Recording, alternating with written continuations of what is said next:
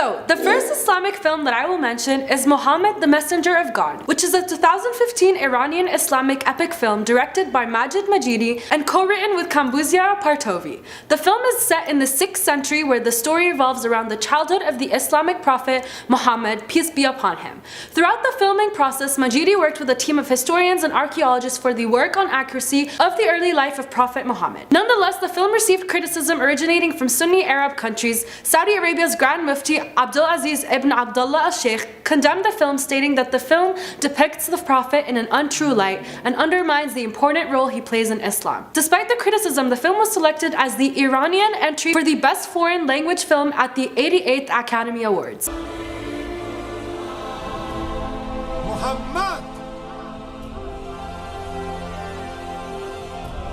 Another popular Islamic movie is the 1976 film titled The Message, which was directed and produced by Mustafa Akkad, that also chronicles the life and times of the Islamic prophet Muhammad through the perspective of his uncle Hamza ibn Abdul Muttalib and adopted son Zayd ibn Haritha. Released in both separately filmed Arabic and English language versions, The Message serves as an introduction to early Islamic history. The cast includes Anthony Quinn, Irene Papas, Michael Ansara, and Michael Forrest. The film was an international co-production between Lebanon, Kuwait, Libya, Morocco, Saudi Arabia, and the United Kingdom. The film went on to be nominated for the Best Original Score in the 50th Academy Awards, composed by Morris Jari.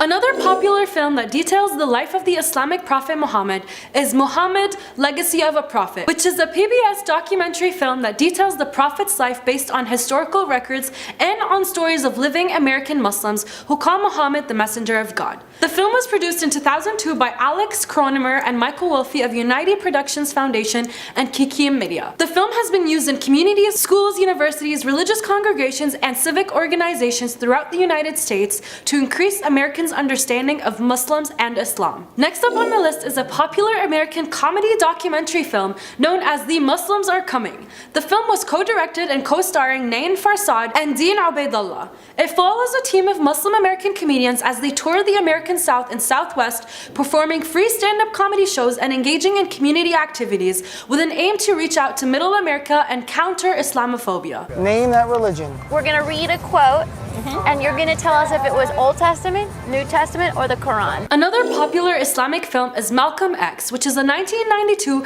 American epic biographical drama film about the African-American activist Malcolm X. Directed and co-written by Spike Lee, the film stars Denzel Washington in the title role, as well as Angela Bassett, Albert Hall, Al Freeman Jr., and Delroy Lindo. The film dramatizes key events in Malcolm X's life, including his incarceration, his conversions to Islam, his ministry as a member of the Nation of Islam, and his later falling out with the organization, and his marriage to Betty and pilgrimage to Mecca. Denzel Washington went on to win the New York Film Critics Circle Award for Best Actor and was nominated for an Academy Award for Best Actor as well. A Muslim must be strikingly upright. I will not touch the white man's drugs, his liquor, his women.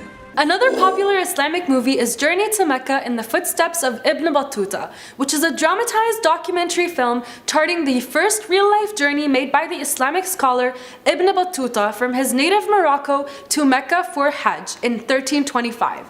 The film was officially endorsed by Saudi Arabian Prince Turki bin Faisal Al Saud Al Faisal, the youngest son of the late King Faisal, who wrote, "Not only does the film represent an accurate and respectful portrayal of Islam, it also provides a wonderful opportunity for Muslims to celebrate a revered hero in Ibn Battuta and to honor our faith." Journey to Mecca won Le Prix du Public Film Award at the Film Festival in Paris in 2009 and a prize at the Tribeca Film Festival in New York City. Next up on the list is the film titled Muslim, written as Moozlum.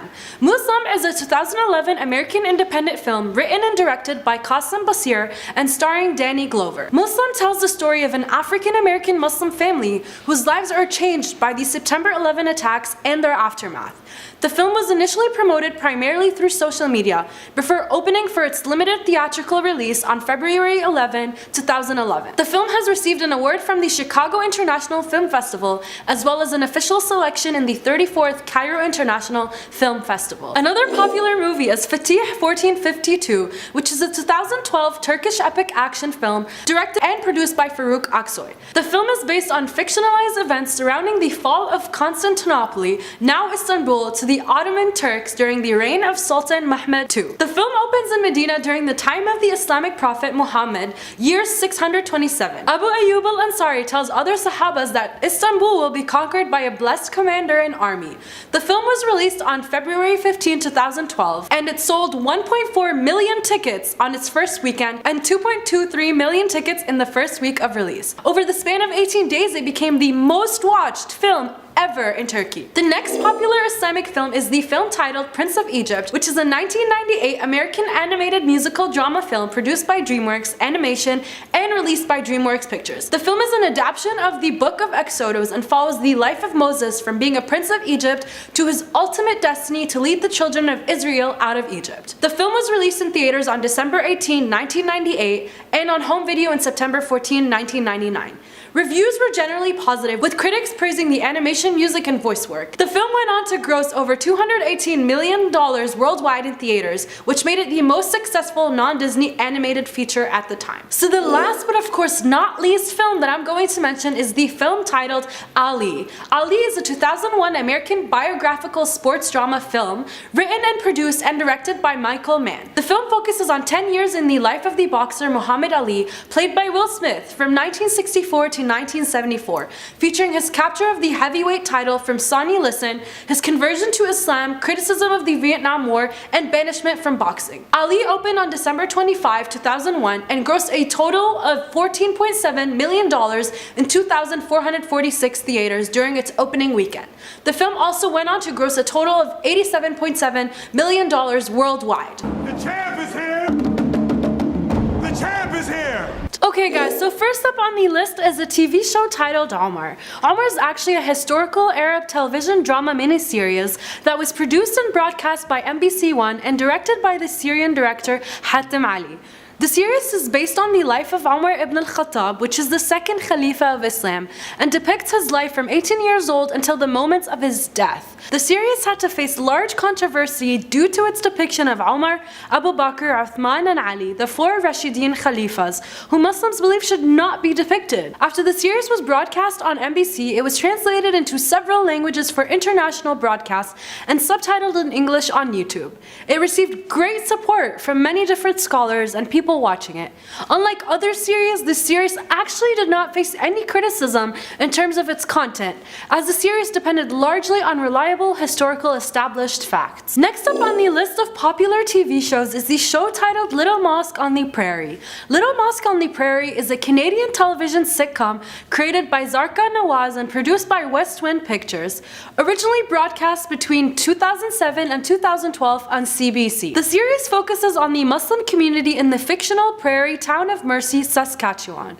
The primary institutions of the community are the local mosque, presided over by Imam Ammar Rashid and located in the rented parish hall of the town's Anglican church. Unusual for a Canadian television series, Little Mosque received extensive advance publicity in international media, with stories appearing in the New York Times, the Washington Times, and the Houston Chronicle, as well as on CNN, NPR, and the BBC. At the end of the show's season on March 7, 2007, the show had attracted 1.1 million viewers, or an average of 1.2 million for the season. CBC Television renewed the show for a second season consisting of 20 episodes, which began airing on October 3, 2007, and continued to attract an average of 1 million viewers per episode. Another popular TV series is the historical Arabic drama television show titled Khaybar. Khaybar was directed by Muhammad Azizi Saudiya and written by Yusri Al-Gindi. The show stars Ayman Zaidan, Ahmed Maher, and Sameh Al-Saraiti, and focuses on the social, economic, and religious life of Arab and Jewish people during the time of Muhammad. It actually details a perceived notion of the Jewish community's characteristics. The show essentially sheds light on the results of the conflict between Jewish and Muslim business interests, and it portrays the consequences of the battle and fall of Khaybar. Next up on the list is the TV show titled Salah ad-Din al-Ayyubi, which is a 2001 historical Arabic television series directed by Hatem Ali, which deals with the political events in the 6th century in the region of the Levant and Egypt. The series focuses on the biography of Salah ad-Din and highlights his courage and wisdom, as the series shows how he managed to unite the Muslims and crush the Crusaders in the Battle of Hattin. The series presents the historical narrative from an Islamic point of view and consists of 30 episodes starting from the birth of the protagonist and continues to display events in chronological order. Another popular TV show is called If He Were Among Us, which is a Saudi Arabian television series for youth presented by Ahmed Al-Shaghiri. Each program has multiple segments, and the main segment is essentially an interview with a young person. The interviewer asks questions such as, if the Prophet Muhammad were with us today, what would he say about blah? The second part of the show features a hidden camera focused on people in real-life situations. The objective of the series is to essentially discuss what the Prophet Muhammad would do in the same situation as the camera's subjects. The show has 2 seasons, each containing 15 episodes, and all of the episodes are also available to view on YouTube. Another popular TV show is Salam Cafe, which is an Australian comedy talk show. The show is produced by RMI TV and aired in April 2005 under the title Ramadan TV. It is hosted by Ahmed Imam and features Walid Ali and Susan Carland. The show presents a light-hearted, humorous view on life as a Muslim in Australia through a panel discussion and a series of sketches. The show was actually filmed in front of a live audience in Sydney and Melbourne and has won various antenna awards. Next up on the list is the series titled Science and Islam. Science and Islam is a 3-part BBC documentary about the history of science in medieval Islamic civilizations presented by Jim Al-Khalili. The series is accompanied by the book Science and Islam, a history written by Ihsan Mas'ud. The documentary contains several short segments with scientists and historians of science, including George Saliba, Simon Schaefer, Peter Portman, and Amira K. Benison. Another popular series is The Imam. The Imam series is a huge historical television series produced by Qatar Media Foundation. The series tells the full biography of Ahmad ibn Hanbal and the events that took place from the beginning of his family and social life until his death. The series also reviews the period of the rule of the Abbasid state as well as the emergence of the Mu'tazili. Next up on the list is a show titled All American Muslim, which is an American reality television series that aired on TLC. The program follows the daily lives of 5 Lebanese American Shia Muslim families in Michigan, the largest Muslim community in the United States. Each episode follows members of the various Shia Islamic families going through the events of their daily lives, with emphasis placed on how their faith affects their actions. Interview segments with individual cast members are interspersed throughout, in which they explain specific points of Islam and how they relate to various situations. Unfortunately, TLC had to cancel All American Muslim after 1 season, citing unfortunate low ratings. And finally on this list of popular Islamic TV shows is the American comedy drama television series whose main actor and creator recently actually won a Golden Globe Award, known as Rami. Rami follows a first-generation American Muslim who's on a spiritual journey in his politically divided New Jersey neighborhood. It explores the challenges of what it is like being caught between an Egyptian community that thinks life is a moral test and a millennial generation that thinks life has no consequences. On Rotten Tomatoes, the series holds an approval rating of 96%, with an average rating of 8.43 out of 10.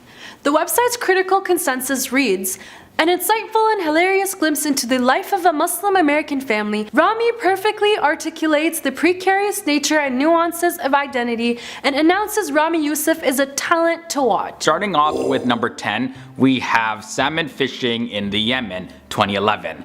This romantic drama starred Ewan McGregor, Emily Blunt, and Kristen Scott Thomas, and it tells of a fictional story of a British fish expert who gets employed by a millionaire fishing enthusiast sheikh who wishes to fish for wild salmon in his native country of Yemen. Now, as the movie begins, you may expect there to be a negative portrayal of Arab Muslims, but you end up being very surprised to find the Arabic sheikh. He's a very lovable character, as well as the movie is very enjoyable, and it's a lot more lighthearted than you might think. We must have faith, Dr. Alfred. Up next, we have Robin Hood, Prince of Thieves from 1991. Morgan Freeman portrays Robin Hood's sidekick Azim Eddin Bashar al-Bakr. So clearly Morgan Freeman is not Arabic, right? However, the movie does have a positive Muslim portrayal. Azim has great knowledge and helps out Robin Hood and his men, and we really see the type of person that he is by looking at one of the quotes from the movie. Salam, little one. Did God paint you? Did God paint me? For certain. Why? Because Allah loves wondrous variety.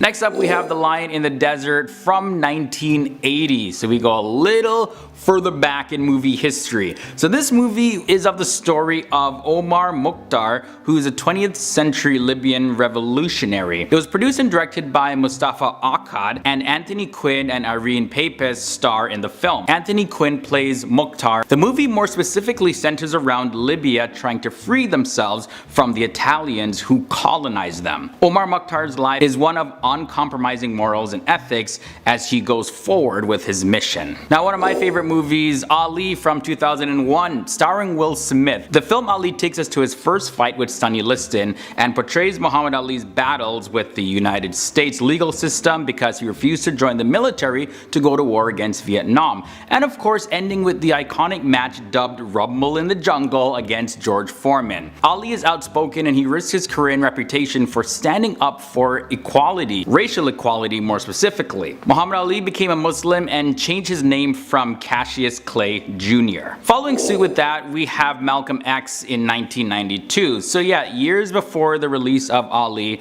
there was Malcolm X, who was a very close acquaintance at one point with Muhammad Ali. This film was directed by Spike Lee, and this movie shows the life of the civil rights leader Malcolm X, played by Denzel Washington, and we get to see his hardships throughout life, like the passing of his father at the hands of white supremacists. We also witness his eventual conversion to Islam. Angela Bassett plays Malcolm X's wife Betty. His commitment to promoting the truth is inspirational, while not holding himself as a victim of his past is very inspiring to see on the big screen as well. Halfway in, we have Kingdom of Heaven, released in 2001. Kingdom of Heaven really serves as a peace message for the conflicts between the East and the West, with America still very unsettled by the 9/11 attacks. The film is very graphic, however, the film still is able to portray some of the biggest acts in Islamic history in a surprisingly positive way. Definitely a recommended film. I am Salahuddin. Salahuddin.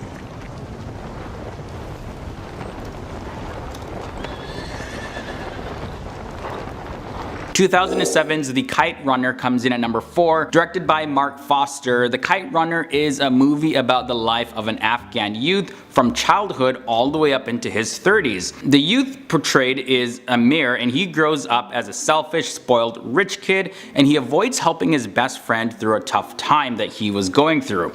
After escaping to America and living in guilt for years, Amir saw an opportunity to make up for the wrong that he did to his best friend named Hassan, and he returns to Afghanistan to rescue Hassan's son. So we see that he still has flaws, right? But despite that, he can still grow as a person and do what he felt in his heart to do for the benefit of other people. The 13th Warrior from 1999 comes in at number 3. The film focuses on Arabic Muslim traveler after he gets exiled to the northern barbarians. When he encounters the Vikings, Ahmed ibn Fadlan has an air of arrogance, really because he's not the biggest fan of them. However, he and the Vikings develop respect for each other, and his character displayed how Muslims can get along with and even learn from others who have completely different lifestyles and beliefs. Number 2, we have The Reluctant Fundamentalists, released in the year 2011. So this film focuses on a successful young man from Lahore, Pakistan,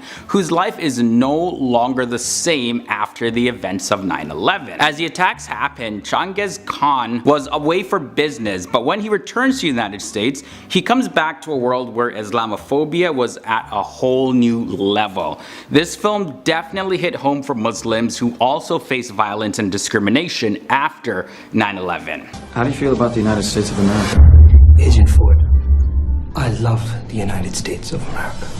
And the number 1 film is The Message from 1976. And you know, I had to include this classic 3-hour-long film that tells the story of the birth of Islam. The Syrian director Mustafa Akkad also directed this film, and he had a lot of difficulty finding a Hollywood studio that would actually produce this film without casting a character to play the Prophet Muhammad, because as you might know, the portrayal of the Prophet Muhammad is forbidden in Islam. Now the film was eventually made without showing the Prophet or any of the 4 caliphs, which of course then opened it up to being accepted by Muslims to watch. And the movie starred Anthony Quinn and Irene Pappas, and the story itself covers a period from Muhammad's call to being a prophet through the reconquest of Mecca, and it touches on the lives of great people in Muslim history.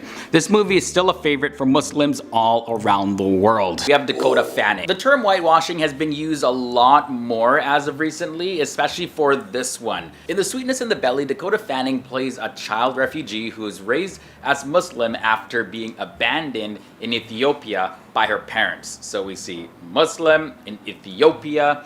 And now people on Twitter weren't too happy about this one. One Twitter user wrote, "Am I in the Matrix? So many talented actors out there, and you cast Dakota Fanning? Question mark, question mark, question mark, question mark. And to play an Ethiopian? Question mark, question mark, question mark, question mark. I beg your pardon? Question mark, question mark, question mark, a whole bunch of them." And I get it, like I get both sides too, you know, actors are casted for their ability to portray a character or another real life person, and other times their actual ethnic and religious backgrounds don't match up like, at all. Now this whole thing was of course a big misunderstanding, because even Dakota Fanning herself, she came out and she said, "Just to clarify, in the new film I'm part of, Sweetness in the Belly, I do not play an Ethiopian woman. I play a British woman abandoned by her parents at 7 years old in Africa and raised Muslim." In any case though, I think that this sparked an interesting conversation around whitewashing in films and how to cast people more accurately. But at the same time, you know, guys, it's important to understand everything before you jump to conclusions. But let me know your thoughts about this. Like, are you for or against whitewashing, if you want to use that term? Do you think it doesn't matter because it's just a film anyways? It's not even the real person, it's just a depiction. Or do you believe that casting directors should go the extra mile to cast somebody as close as possible to the person that they're portraying? Moving on now to number 9, we have Will Smith. So Will Smith received an Oscar nomination for portraying the boxing champion Muhammad Ali in the 2001 film Ali. So back in 2001, Will Smith and Muhammad Ali, they actually sat down with Oprah on her talk show to discuss the film. And when Oprah asked Muhammad Ali about Will Smith's portrayal of Ali, he actually replied, "He scared me." Now Will Smith had this to say, you know, "The greatest of all times, the champ looked at me and he gave me the nod that I did a good job. I worked as hard as I could possibly have worked." Now, if you've seen the movie Ali, you know, Will Smith, of course, he did a really awesome job, and no complaints about whitewashing for this one, obviously. But yeah, Will Smith also, clearly, he's not Muslim. The next celebrity at number 8 is Arnold Vosloo. Arnold Vosloo was born in South Africa, and he played the character Habib Marwan in season 4 of probably one of the biggest shows ever in TV history, 24. And you know, growing up, this was one of my favorite shows for a lot of reasons. So in this real-time TV show where every season takes place in one day, the character Habib Marwan was the mastermind behind the attacks on LA. And he had immigrated from Turkey, and then when he settled in LA, nearly 5 years he maintained as well as funded a number of terror cells, primarily in Los Angeles. And he was bent on making America pay. Quite the complete opposite of Arnold Vosloo in real life, who's like such a teddy bear of a guy, you just want to give him a hug. But he himself does admit that he plays a very realistic bad guy. Yeah, it's that smirk that he has, just that sinister smile. Next up at number 7, we have Naveen Andrews, and he's known for playing Saeed Hassan Jara from the ABC's show Lost. His character was a former Iraqi soldier as well as a practicing Muslim who prayed on the mysterious island, as well as you see him attending the mosque in flashbacks in the show. Now the actor Naveen Andrews, he was born in London and his parents immigrated from Kerala, India. He was brought up in the Methodist denomination of Christianity, and he describes his upbringing as very repressive. He says at the age of 16, he actually fell in love with his 30-year-old math teacher, and then he actually moved in with her to escape his abusive home. Then they had a son, Jaisal, who was born 7 years later, back in 1992. Himesh Patel comes in at number 6. Himesh Patel played Tamwar Masood on the soap opera EastEnders. Now his family on the show was actually the first Muslim family to join ever since the Kareems, who appeared on the show between 1987 and 1990. And they're also the first Asian family to be introduced to the show since the Ferreira family back in 2003 to 2005. Okay, so it's time to reveal the last 5 celebrities of this episode. At number 5, we have LL Cool J, and he portrayed Sam Hanna on the TV show NCIS Los Angeles. Now, he's a former US Navy SEAL and senior NCIS special agent. Now, in season 9 of the show, in an episode titled The Silo, that's when he revealed that he was a devout Muslim, and it was something that he had previously hinted to on several occasions throughout the show. Now, the actor LL Cool J, on the other hand, is a hip-hop artist turned actor, and he's a devout Methodist Christian. Soma Chaya comes in at number 4, and she portrayed the character Goldie Nahir in Degrassi. Now, her character is a graduate of Degrassi Community School from the class of 2016, and she's an activist, a feminist, and of course her character is a Muslim who looked for different ways to improve the Degrassi school. Now, Soma Chaya, aka Soma Bhatia, she's a Canadian actress and singer of Indian descent, and she's an advocate for living a vegan lifestyle, and she actually has been vegan since she turned 14 years old, although she was raised vegetarian from birth. Number 3, we have Nazanin Boniadi. She was born in Tehran, Iran, and she's an Iranian British actress as well as a human rights defender. Now, in May of 2013, Nazanin Boniadi, she joined the cast of Homeland in season 3, and she played the CIA analyst Farah Shirazi, and then from there she began to appear on the show a lot more regularly, even into the 4th season. Now, in real life, Nazanin, actually back in the mid-2000s, she was dedicated to the Church of Scientology, and her mother had also been a Scientologist. Now, Nazanin Boniadi ended up leaving the Church of Scientology shortly after October of 2014, and that's when she started calling herself a non-practicing Muslim. So although now she's a non-practicing Muslim, whatever that means, at the time she took the role of the Muslim character Farah Shirazi, she herself was not a Muslim, she was a Scientologist. But while we're on the topic of Homeland, we gotta mention Damian Lewis. This guy is just a phenomenal actor. So his character, Nicholas, aka Nick Brody, he of course is a fictional character from Homeland as well. Now, Homeland is also up there with one of my top shows. Like, if I could describe it, it's like a slower paced, more realistic version of 24. But in any case, in the show, his character is a USMC sergeant who has been held as a prisoner of war, and he converted to Islam due to radicalization to turn against the United States of America. Now, in real life, Damian Lewis was born in London, England, and it's also known that in March of 2010, he became the Trade Justice Ambassador for a charity called Christian Aid. And finally, at number 1, we have Anthony Quinn. So we go back to 1976 for that film, The Message. Hamza ibn al-Muttalib was a foster brother as well as a companion and paternal uncle of the Islamic prophet Muhammad. Now, Hamza, he took little notice for years when it came to Islam, but he shortly after converted. Now, the actor Anthony Quinn was Mexican-American. He also did painting and writing and film directing. Now, when he was 6 years old, he actually attended a Catholic church and even thought about becoming a priest one day. But he went completely opposite of that. And he tops this list at number 1 because he portrayed like a real Muslim. Like, you know, the role that he played was like the original Prophet Muhammad companion Muslims.